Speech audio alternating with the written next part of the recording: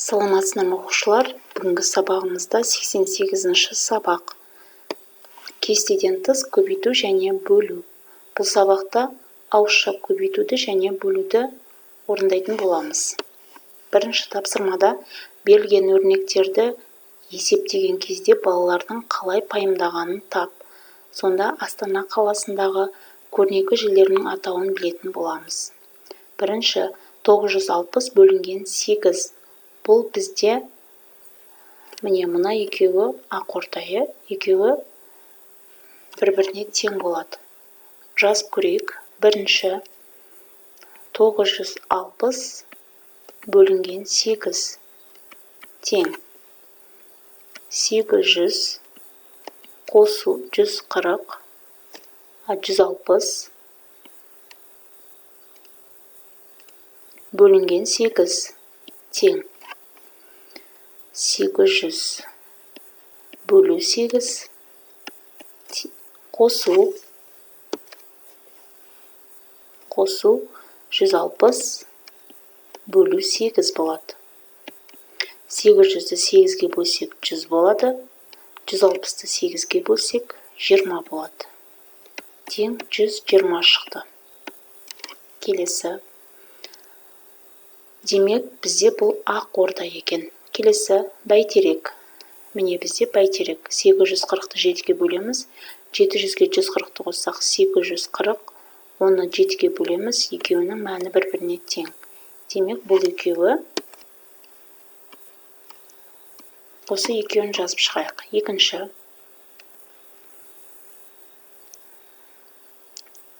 840 бөлінген 7. Ол тең 700 қосу 140 бөлінген 7-ге тең 700 бөлу 7 қосу 140 бөлінген 7 тең 700-ді 7-ге бөлем 100 болады. Қосу 140-ды 7-ге бөлсек 20 болады. Тең 120 шығады. Үшінші өрнек. 960-ты 6-ға бөлейік дейді. Міне ол бізде осы. Бейбітшілік және келісім сарайы.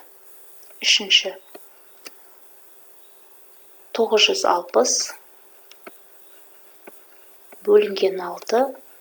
Ол тең 600 қосу 360 бөлу 6 тең 600-ді бөлеміз 6-ға, қосу 360-ды бөлеміз 6-ға тең 600-ді 6-ға бөлсем 100 болады, қосу 360-ды 6-ға бөлсем 60 болады. Тең 160 шықты мәні. Соңғы қалған бізде опера және балет театры. Міне бізде опера және балет театры осы екен. Төртінші өрнек. 650 бөлу 6, 5. Ол тең 500 қосу 150 бөлу 5 тең 500 бөлу 5 қосу 150 бөлу 5. 500-ді 5-ге бөлем 100 болады. 150-ді 5-ге бөлсек 30 болады. Тең 130 болады. Екінші есеп.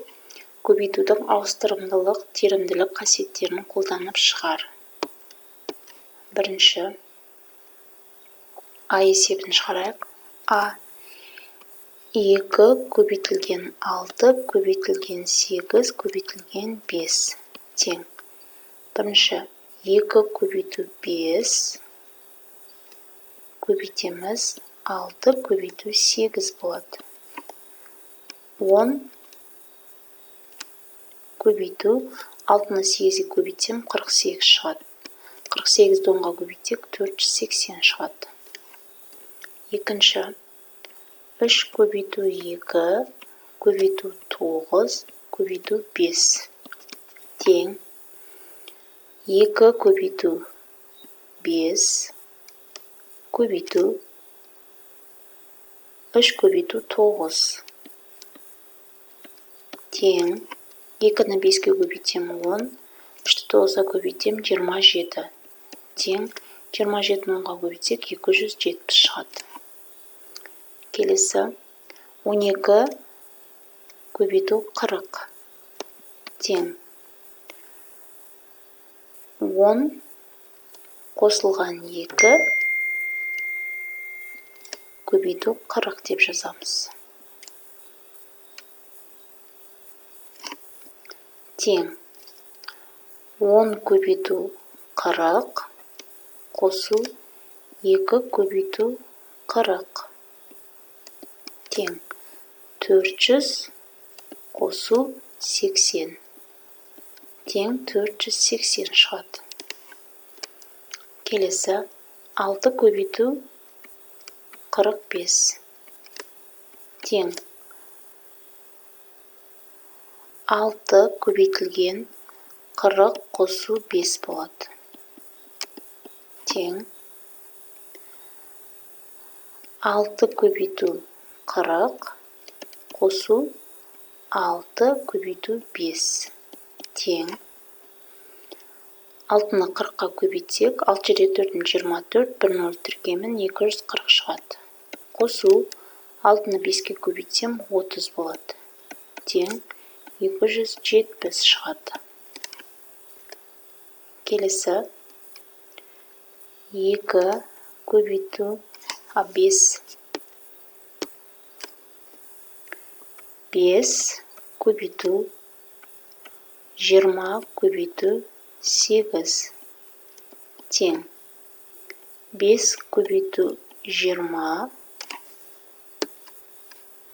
5 көбейту 20 көбейту 8 тең 5-ті 20-ға көбейтем 100 болады. 18-ге көбейтсек 800 шығады. Келесі 2 көбейту 9 көбейту 50 тең бірінші 2 мен 50-ді көбейтіп аламыз және соны 9-ға көбейтеміз. Тең 2-ні 50-ге көбейтсек 100 болады, 9-ға көбейтсек 900 шығады. Келесі ә пунктінің есебі. Ә пунктінде 6 көбейту 10 көбейту 6 тең. Бірінші бұл жерде 10-ның өзін жазып аламыз. 6 көбейту 6 көбейту 10 тең. 6-ны 6-ға көбейтем 36, 36-ны 10-ға көбейтсек 336 көбейту 10 тең 360 болады. 4 көбейту 2 көбейту 10 тең 4 көбейту 2 көбейту 10 тең 4 2-ге көбейтем 8, 10-ға көбейтсек 80 шығады. Келесі 5 көбейту 10 көбейту 4 тең 5 көбейту 4 көбейту 10. 5-ті 4-ке көбейтем 20, 20-ны 10-ға көбейтсек 200 шығады.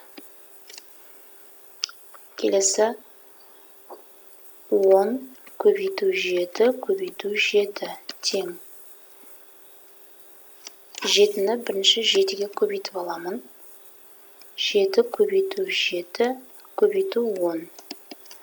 49 көбейту 10 490 шығады. 6 көбейту 3 көбейту 10 тең 6 көбейту 3 көбейту 10. 6 жердегі 3-ім 18. 18-ді 10-ға көбейтсек 180 шығады. 6 көбейту 10 көбейту 5 тең.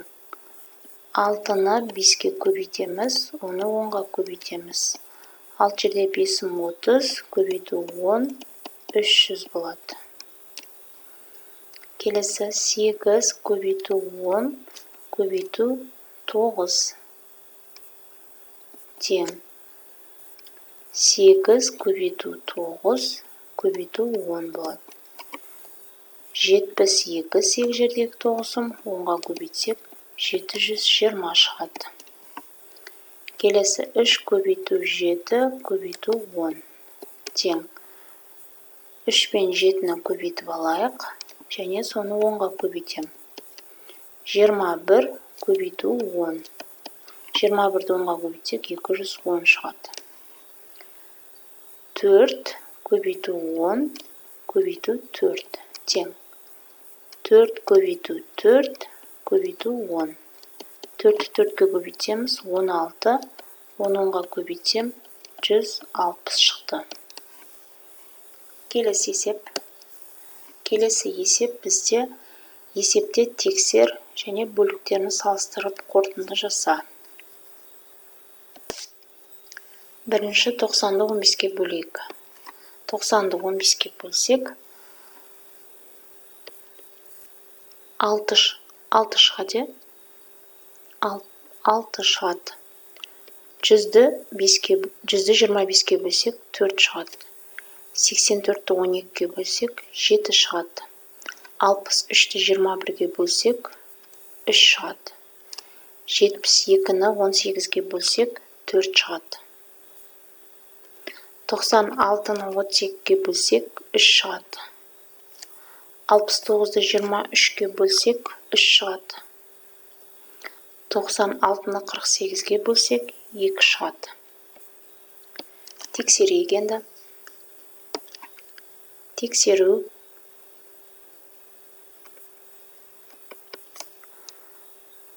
6 көбейтілген 15 тең 90-ға.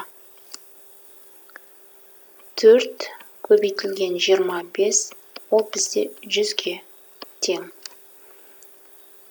7 көбейтілген 12, ол бізде 84-ге тең. 3 көбейтілген 21, 63-ге тең. 4 көбейтілген 18, 72-ге тең. 3 көбейтілген 32, 96-ға тең. 3 көбейту 23, 69-ға тең.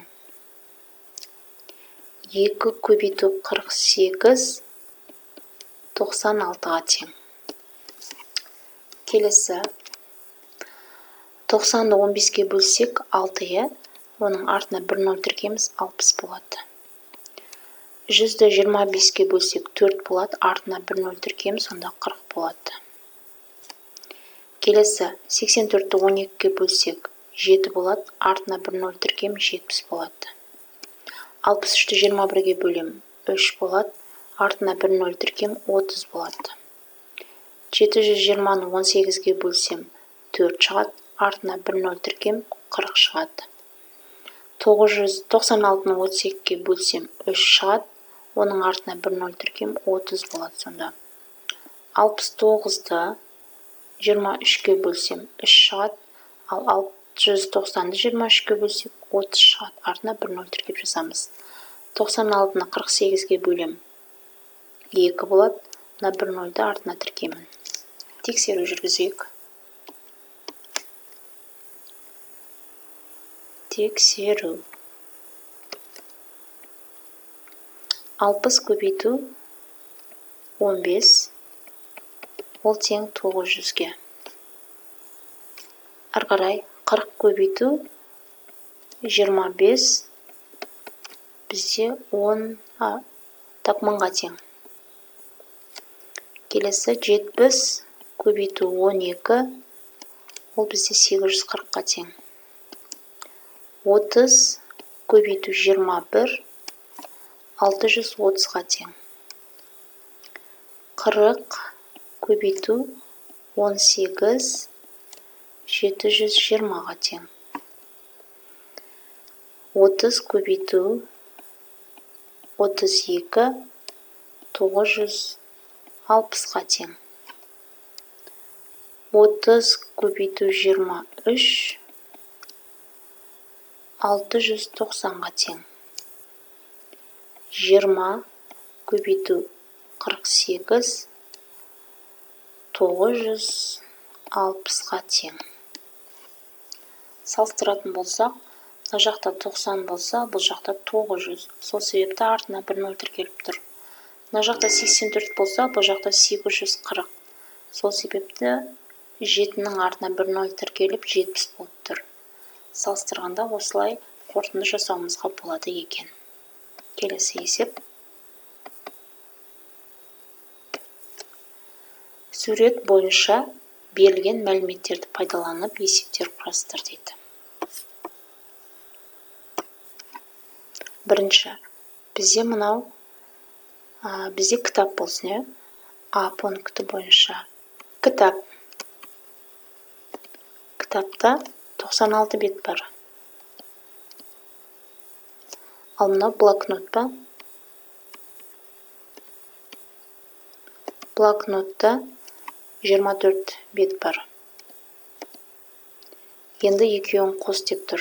Барлығы қанша екенін табуым керек.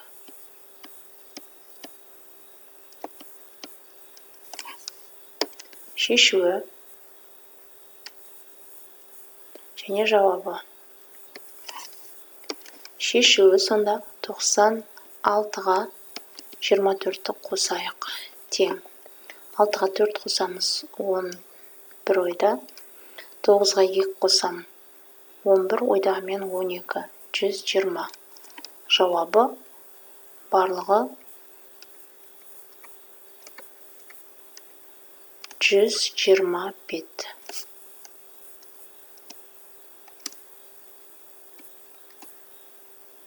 Екінші әсі.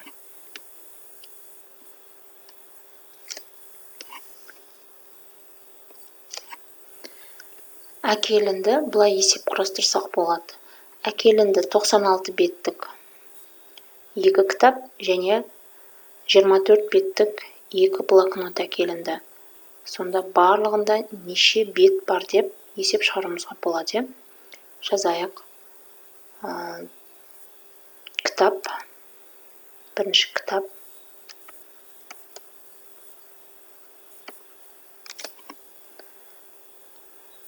Тоқсан алты беттен 2 дана әкелінді дейік. Ал блокнот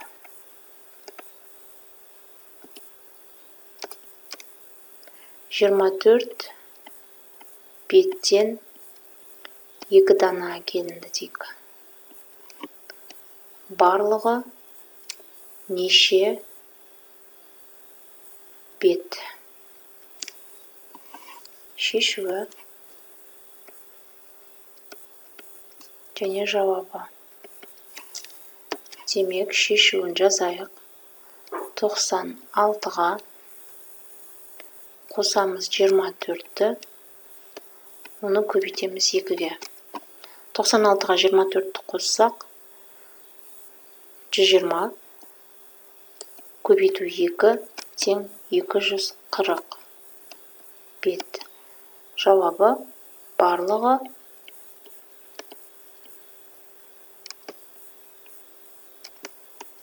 240 бет. Келесі. Б пункті бойынша есеп шығарайық. Б пунктінде кітап. Кітапта 96 бет бар. Блокнотта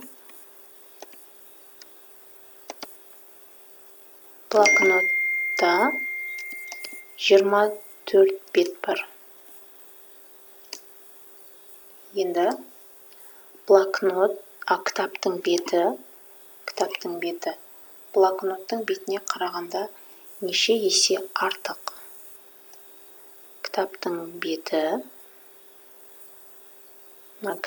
беті блокноттың бетіне қарағанда неше есе артық?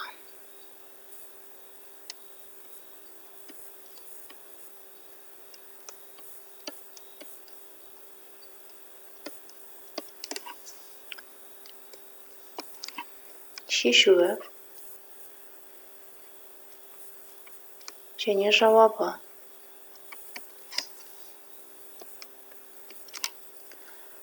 Шешуін табу үшін 96-ны бөлеміз 24-ке. Сонда 3 шығады. Жоқ, 4 шығады. Жауабы: кітап беті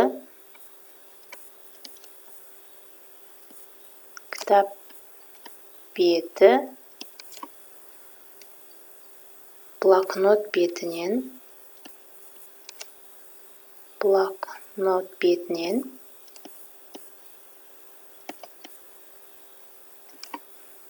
3 есе артық.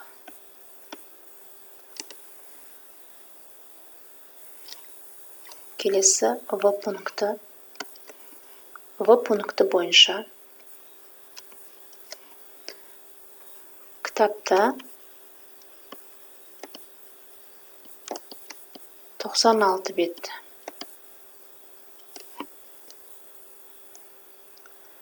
Блокнотта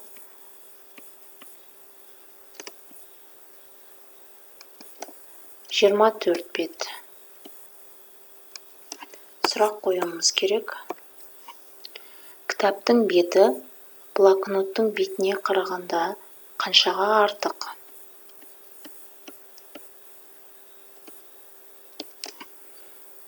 Шешуі және жауабы. 94 азайту 96.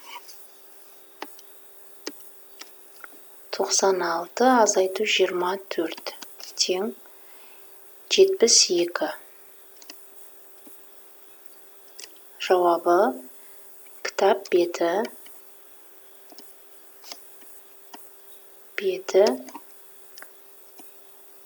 блокнот бетінен 72 бетке артық.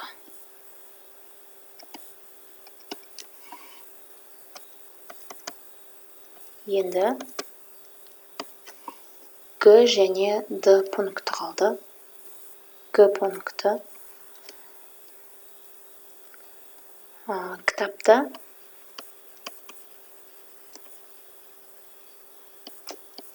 96 бет бар. Сыныпта 3 оқушыға 3 кітап таратылды деп айтсақ болады. Таратылды.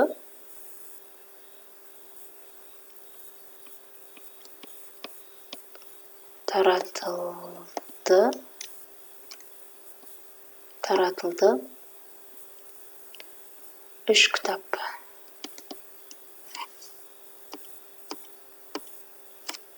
Таратылды 3 кітап.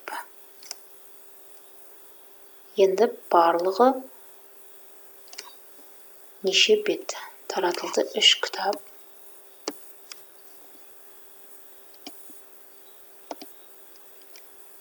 Барлығы неше бет? Неше бет болады? Шешуі және жауабы. 96-ны көбейтеміз 3-ке. Ал жердегі шым 18 бір ойда. Сол жердегі шым 27 ойдағымен 28 болады. 288 бет. Жауабы 3 кітапта 288 бет бар. Келесі Д пунктінде бізде блокноттан 3, кітаптан 2 әкелінді. Сонда барлығы бізде неше бет бар деген есеп құрастыруымызға болады. Және осыны есептеп мәнін жазамыз. 24-ті 3-ке көбейтсек, 4 жердегі 3-ім 12 бір ойда, 3 жердегі 2-ім 6, ойдамен 7, 72, 96-ны 2-ке көбейтсек, 6 жердегі 2-ім 12 бір ойда, 9-ға 2 қосам 18, ойдамен 19, 192. Бұл екеуін бір-біріне қосайық, тең 4, 9-ға 7 қосамыз 16 бір ойда, 264 бет болады. Жалпы барлығы 264 бет болады екен. Міне соңғы тапсырманы осылай орындауымызға болады екен. Келесі тапсырма 5-ші есеп. Бұл жерде ерлерге 60-40 плащ тігу үшін 200 метр мата қажет. 60 метр матадан осындай неше плащ тігуге болады? Шартын құрайық. Ерлерге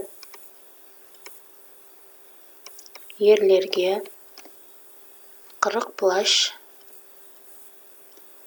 плащқа 200 метр мата қажет.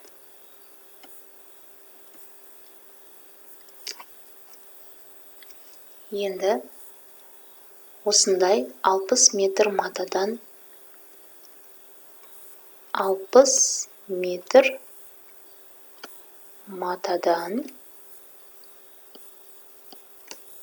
қанша плащ тігіледі? Шешуі және жауабы.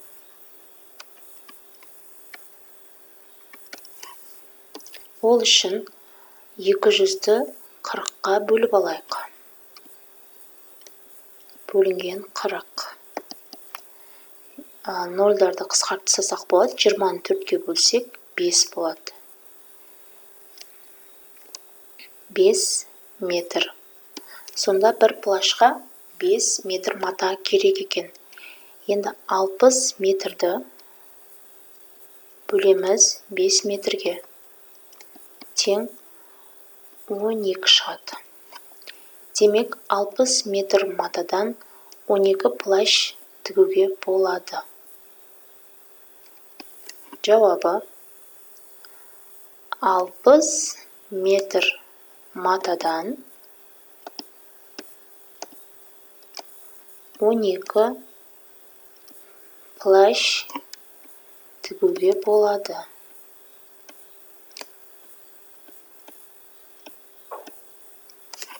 Келесі.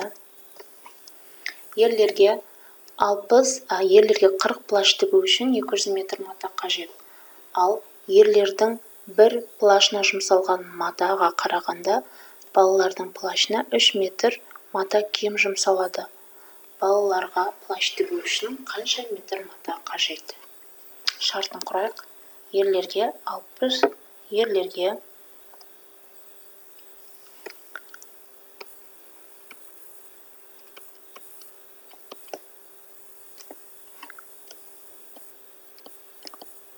40 плащқа 200 метр мата қажет. Балаларға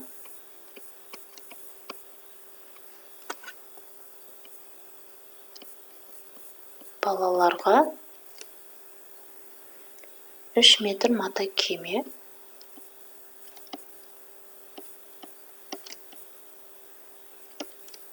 Кем.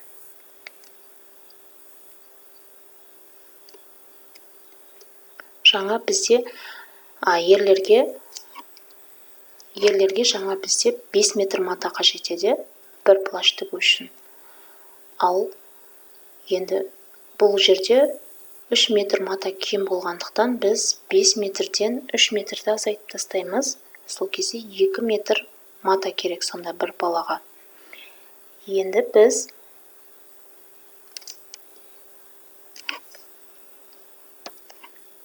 балаларға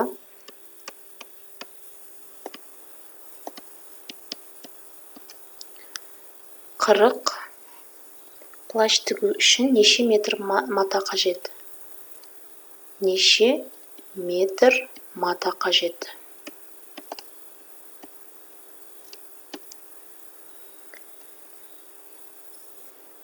Мата керек. Енді 200-ді бөлеміз 40-қа тең 5. Бұл ерлерге.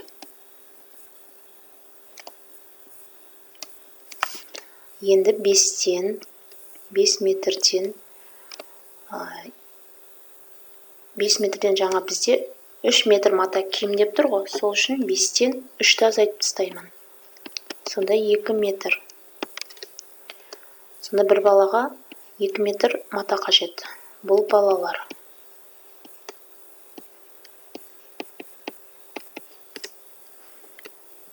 Енді 40 плащ тігу үшін 40 плащты көбейтемін 2 метрге.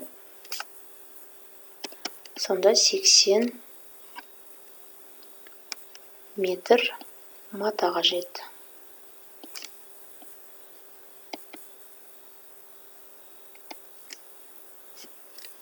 Жауабы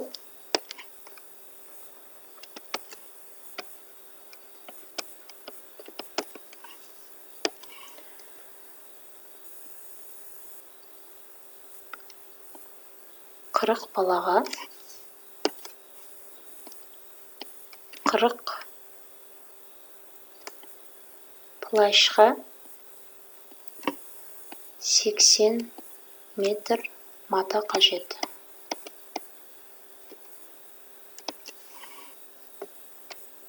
Келесі есеп.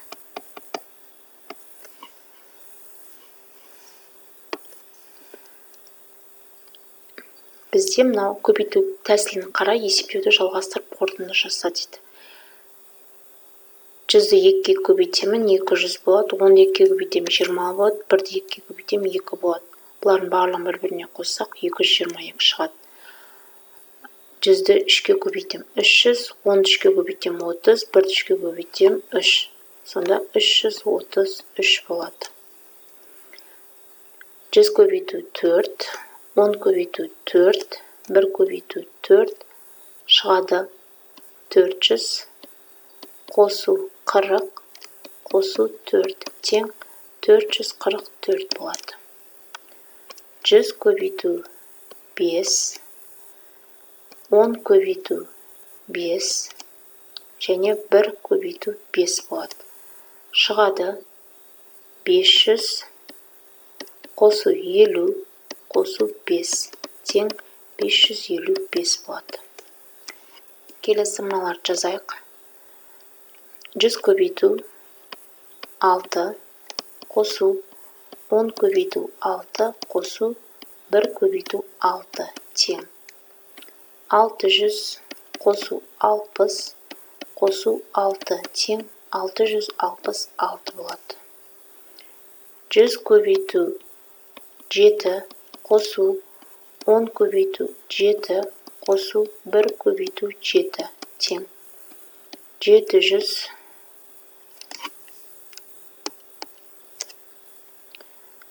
700, қосу 70, қосу 7, тең 777 шығады. 100 көбейту 8, қосу 10 көбейту 8, қосу 1 көбейту 8, тең 800, қосу 80, қосу 8, тең 888. 100 көбейту 9, қосу 10 көбейту 9, қосу 1 көбейту 9, тең 900, қосу 90, қосу 9, тең 999 шығады. Келесі есеп теңдеуді шеш. x көбейтілген 30 тең 900-ді 3-ке бөлсек, 9-ды 3-ке бөлем 3, демек 300 шығады. X тең қандай санды 30-ға көбейтсем 300 шығады. Ол үшін 300-ді бөлеміз 30-ға. X тең 30-ды 30-ға бөлем 1 болады, артынан 0 тіркеледі, сонда 10 шығады екен. 10 көбейту 30 тең 900 бөлу 3. 300 тең 300-ге. Келесі 6x тең екеуін қоссақ 360 шығады. X-ті табу үшін 360-ты бөлеміз 6-ға. X тең 60 шығады. Орнына қояйық. 60 көбейту 6 тең 50 қосу 310. 360 тең 360-ға. Келесі y бөлу 4 тең 72-ден 44 азайтайық. 12-ден 4 азайтам 8 болады. 6 қалады, 6-тан 4 азайтсақ 2 болады. 28. Y тең 28-ді 4-ке көбейтем. Y тең 8 жердегі 4-ім 32, 2 түсіп 3 ойда. 4 жердегі 2-ім 8, оған 3-ті қоссақ 11 болады. 112. Орнына қояйық. 112 бөлу 4 тең 72 азайту 44. 112-ні 4-ке бөлсек 28 шығады. Тең 72-ден 44 азайтсақ 28 шығады.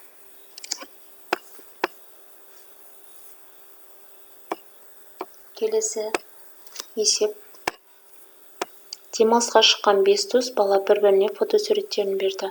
Әр бала достарының әрқайсысына бір фотосуреттен таратты. Ол үшін балаларға қанша фотосурет қажет? Мысалға, мына бала өзінен кейінгі 4 досына бір-бір фотосуреттен беру керек болса, демек бұл балаға әр досына бір-бір фотосуреттен беру үшін 4 фото қажет. Сол секілді, келесі екінші балаға да 4 фото қажет. Үшіншіге де 4 фото қажет. Демек, бұлардың әр біріне өзінің достарына сурет беру үшін 4 фотодан қажет екен.